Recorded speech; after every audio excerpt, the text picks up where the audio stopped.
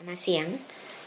Pada pertemuan ke-10 kali ini saya akan membahas sekali lagi tentang probabilitas, ya, lanjutan dari minggu lalu, yaitu ukuran numerik tentang kemungkinan terjadinya suatu peristiwa. Probabilitas adalah ukuran numerik tentang kemungkinan terjadinya suatu peristiwa yang nilainya itu terletak di antara 0 sampai 1. Jadi kalau 0 itu artinya tidak mungkin terjadi, kalau 1 itu pasti terjadi. Jadi ini ya, jadi kalau kita lihat skala 0 sampai 1, jadi kalau 0,5 berarti kemungkinan terjadi dan tidaknya sama besar. Tapi kalau 0 itu tidak mungkin terjadi, dan kalau 1 itu pasti terjadi. Ingat, probabilitas itu nilainya antara 0 sampai dengan 1.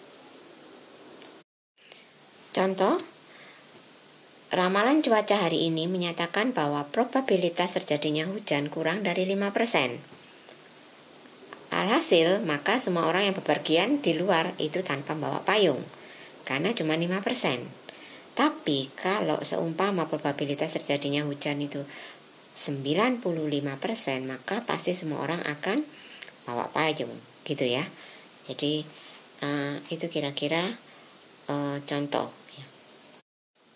Oke, untuk probabilitas klasik. Nah, notasi yang digunakan untuk menyatakan probabilitas dari suatu titik sampel itu biasanya dilambangkan dengan Px ke I. Ya, Px ke I itu sama dengan 1 per banyaknya anggota sampel. Seandainya anggota ruang sampelnya itu, sampel space-nya itu 6, maka adalah nilainya Pxi adalah 1 per 6. Gitu ya. Nah, syaratnya ya, Pxi itu tadi bahwa untuk setiap X yang ke I di dalam ruang sampel S, maka nilainya adalah probabilitas Pxi-nya itu pasti antara 0 sampai dengan 1. Ya, antara 0 sampai dengan 1. Nah, sedangkan sigma dari semua probabilitas dalam ruang sampel itu pasti 1. Untuk semua nilai I ya, apabila jadi probabilitas semua anggota yang ada di sampel space atau ruang sampel itu kalau dijumlahkan, maka jumlahnya adalah 1.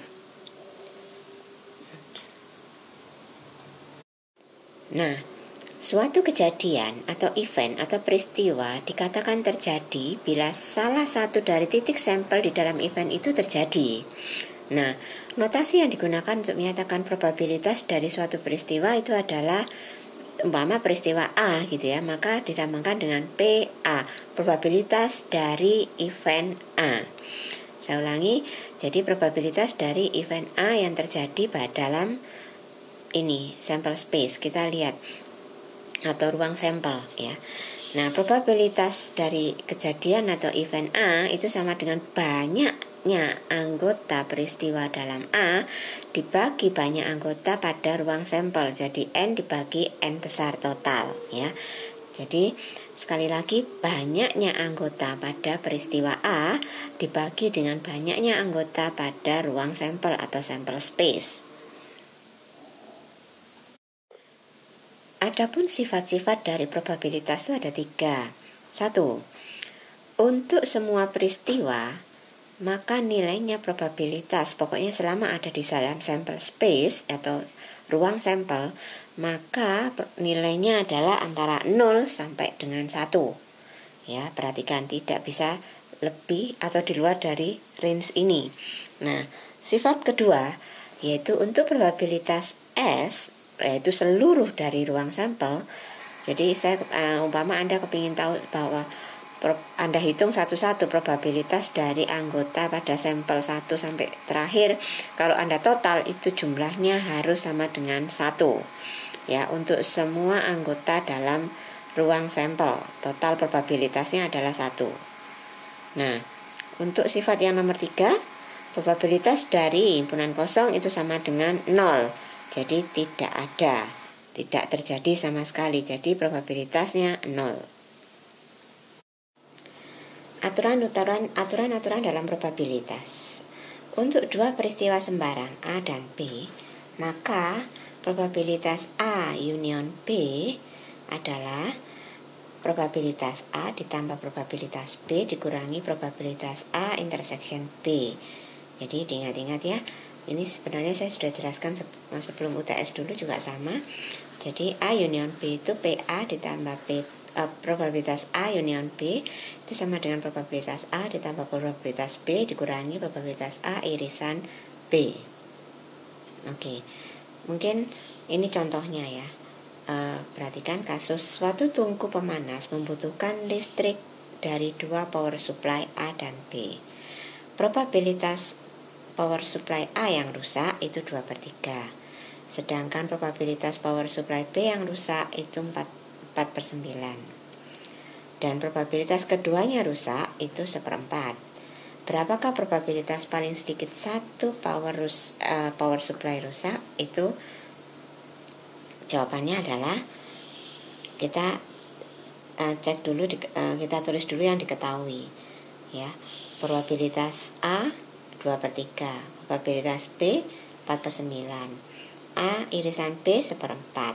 Nah, kita tinggal masukin ke rumus yang tadi. Jadi P probabilitas A union B sama dengan 2/3 tambah 4/9 dikurangi 1/4 sama dengan 31/36.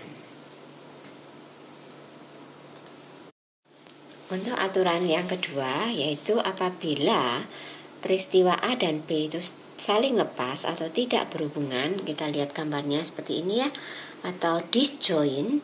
Masih ingat ya, disjoint dulu artinya tidak ada sesuatu yang sama, maka probabilitas A union B itu sama dengan probabilitas A ditambah dengan probabilitas B gitu saja, karena tidak ada yang dipunyai bersama alias disjoint ya, atau saling lepas. Ini contohnya, suatu kemasan berisi 6 disket A, 4 disket B, dan 3 disket C. Bila seseorang mengambil satu disket secara acak, berapa probabilitas terambil satu disket B atau satu disket C? Nah, di sini tidak ada sesuatu yang sama. Maka jawabnya adalah probabilitas B itu 4/13 ya. Dari mana?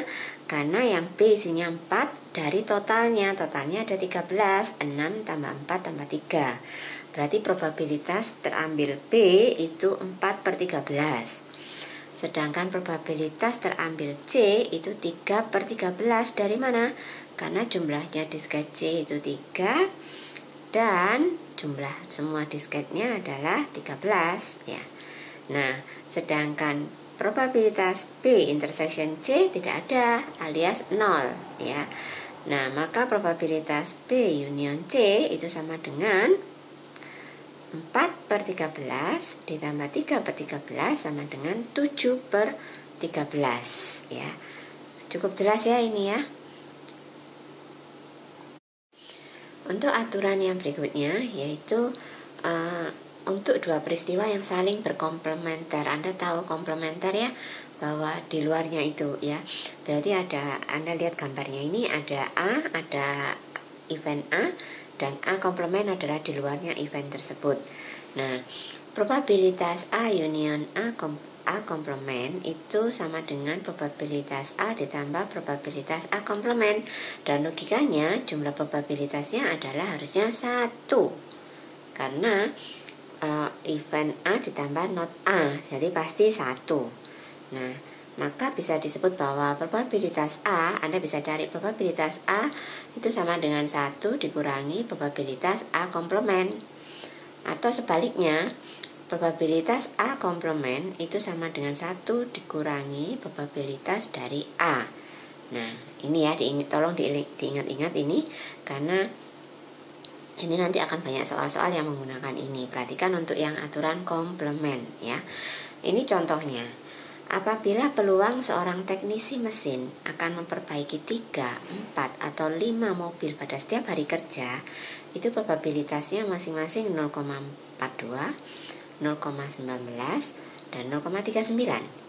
Berapakah peluang bahwa dia akan memperbaiki paling sedikit 4 mobil pada hari kerja berikutnya? Paling sedikit berarti bisa 4, 5, dan seterusnya. Maka Anda harus mencari dulu probabilitas. Jadi kalau kita lihat E itu adalah peristiwa atau event di mana paling sedikit 4 mobil yang diperbaiki. Nah, sedangkan E komplement itu adalah peristiwa kurang dari 4 mobil yang diperbaiki. Betul ya? Nah, maka kalau saya mau mencari E, maka 1 dikurangi E komplement. E komplement itu adalah kalau dia kurang dari 4 itu yaitu 3 mobil. 3 mobil itu probabilitasnya 0,42. Maka probabilitas paling sedikit 4 mobil yang diperbaiki, E sama dengan 1 dikurangi E komplement. Ya. 1 dikurangi 0,42 maka sama dengan probabilitasnya atau peluangnya adalah 0,58. Paham ya? Ini adalah contoh yang lain lagi, yaitu kita punya satu set kartu bridge yang isinya 52 kartu. Tahu ya? Oke. Nah, kalau saya punya event A, yaitu yang kartu king, berapakah probabilitas terambil kartu king? Kita lihat king ada berapa dalam satu set kartu itu, ada 4. Maka probabilitas terambil king ya, yaitu event A itu 4 dari 52. 4/52. Nah, saya punya event atau kejadian B, yaitu hati. Berapakah jumlah kartu hati pada satu set kartu bridge? Totalnya ada 13. Ya. Nah, probabilitas terambil hati itu adalah 13/52 karena ada 13 kartu. Nah, apabila diambil satu kartu, berapakah probabilitasnya terambil kartu king hati? King tapi yang hati, ya. Maka kalau king hati itu pasti cuma ada 1. Maka ya probabilitasnya adalah 1/552. Maka kartu king hat kalau ditanya ya, kalau satu king itu 1/52. Tapi kalau ditanya kartu king atau kartu hati, nah ini beda ya, kartu king atau kartu hati. Maka pakai rumus yang ada di slide sebelumnya. Apa itu?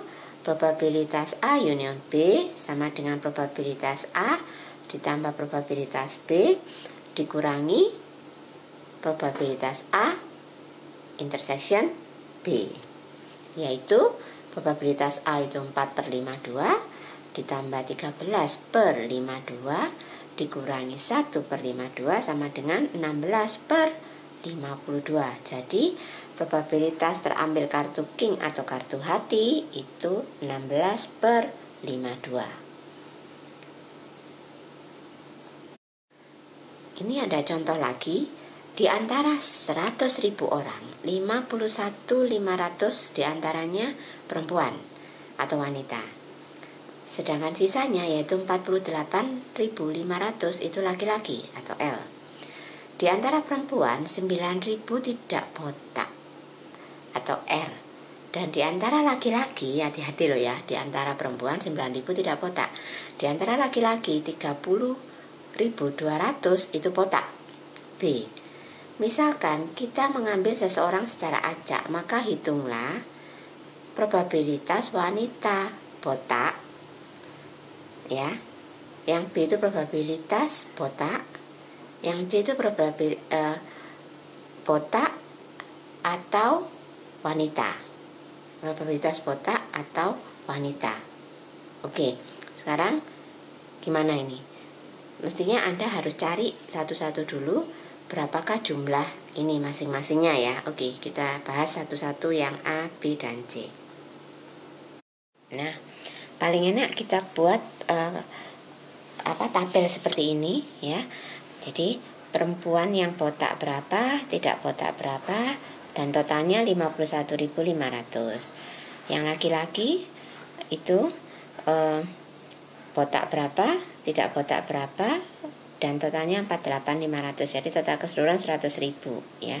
Sedangkan total yang botak kita tahu bahwa 72.700, yang tidak botak totalnya laki-laki maupun perempuan itu 27.300. Nah, sekarang kita cari probabilitas yang wanita botak. Berapakah? Nah, kalau kita lihat yang wanita atau perempuan yang botak itu 42.500 dari 100.000, maka probabilitasnya adalah 42.500 dibagi 100.000. Itu jawabannya. Bisa disederhanakan ya. Jadi 425 per 1000 atau 0,425 gitu. Nah, sekarang probabilitas botak, tidak peduli perempuan ataupun laki-laki. Totalnya kalau kita lihat berapakah total yang botak itu 72.700. Tidak peduli dia perempuan atau laki-laki. Nah, dari berapa? Dari 100.000. Maka kita hasilnya adalah 72.700 dibagi 100.000. Sedangkan yang C yaitu probabilitas botak atau wanita atau perempuan ya. Maka kita cari ya, probabilitas botak berapa ditambah probabilitas wanita berapa dikurangi probabilitas botak dan wanita. Maka kita lihat yang botak ini totalnya 72.700 per 100.000, yang wanita ada 51.500 per 100.000 dikurangi yang botak wanita ini ada 42.500 per 100.000. Maka hasilnya adalah 81.700 per 100.000 atau 817 per 1000. Jadi begitu ya caranya menjawab ya. Semoga dengan contoh ini Anda tambah mengerti apa yang dimaksud dengan probabilitas ya. Baik, selanjutnya saya akan membahas tentang probabilitas bersyarat. Ya, apakah itu? Saya akan menjelaskan lebih detail ya. Ya, ilustrasinya seperti ini. Dari setumpuk kartu remi, ya, kartu bridge jumlah 52 ya, jumlahnya diambil secara acak satu kartu. Nah, kalau kita lihat ya, dari 52 itu ada 26 kartu berwarna merah dan 26 kartu berwarna hitam. Nah, probabilitas terambil kartu as wajik itu berapa? Jawabannya adalah 1/52. Kenapa? Karena as wajiknya cuma 1, seperti ini gambarnya ya, dari 52 kartu. Ya, ini jelas ya. Tadi paham ya yang ini ya. Selanjutnya, apabila diketahui bahwa kartu yang terambil umpama ya berwarna merah, berapa probabilitas bahwa kartu tersebut adalah as wajik? Jadi kita tahu bahwa ini merah ya. Nah, berapakah ini merah ini adalah as wajik ya. Nah, kita lihat ruang sampel yang baru bukan 52 lagi kan, 26. Kenapa? Karena kartunya tahu berwarna merah. Dan jumlahnya kartu yang berwarna merah itu ada 26. Bukan 52 ya. Nah, jadi ruang sampel atau sample space untuk kasus ini kita tahu bahwa sample space-nya ada 26 kartu yang berwarna merah. Nah, setelah diketahui bahwa kartu berwarna merah, maka probabilitas terambil as wajik jika diketahui bahwa kartu yang terambil merah itu adalah bukan 1/52 lagi, tapi 1/26. Karena kita sudah tahu bahwa ini merah gitu ya. Nah, probabilitas peristiwa A terambil as wajik bila diketahui peristiwa B terambil kartu berwarna merah itu telah terjadi disebut sebagai probabilitas bersyarat. Jadi kita tahu dulu bahwa yang terambil berwarna merah yaitu B ya, peristiwa B, dan yang terambil itu as wajik yaitu peristiwa A. Jadi saya ulangi, probabilitas peristiwa A yaitu terambil as wajik bila diketahui peristiwa B ya, jadi ada peristiwa sebelumnya yaitu yang terambil kartu berwarna merah itu, maka dia ini disebut sebagai probabilitas bersyarat.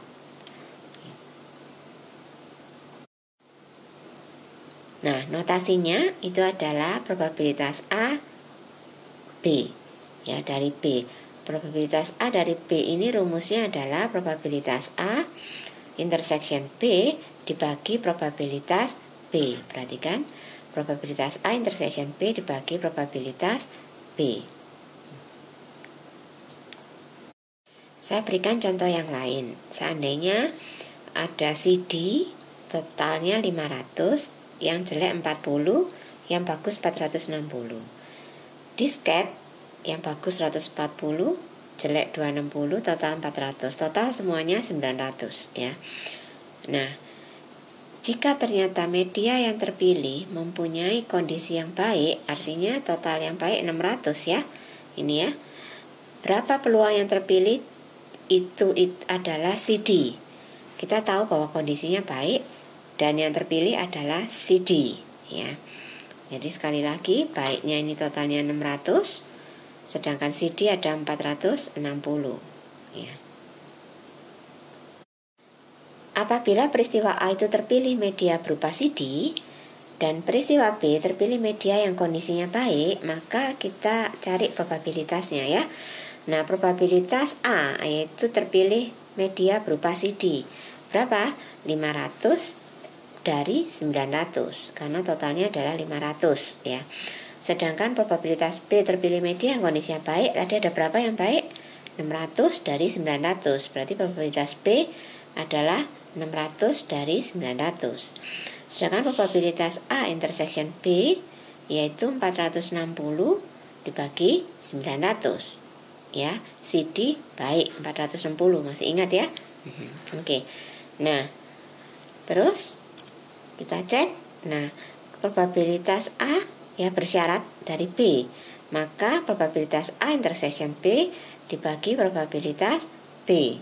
Nah, maka hasilnya 460 per 900 dibagi 600 per 900, hasilnya 460 per 600 bisa disederhanakan, 46 per 60 bisa disederhanakan lagi ya, 24 per 30 ya, bisa Anda sederhanakan lagi nanti ya, terserah, pokoknya yang pasti Anda sudah tahu nilainya, probabilitasnya adalah ini 460 per 600.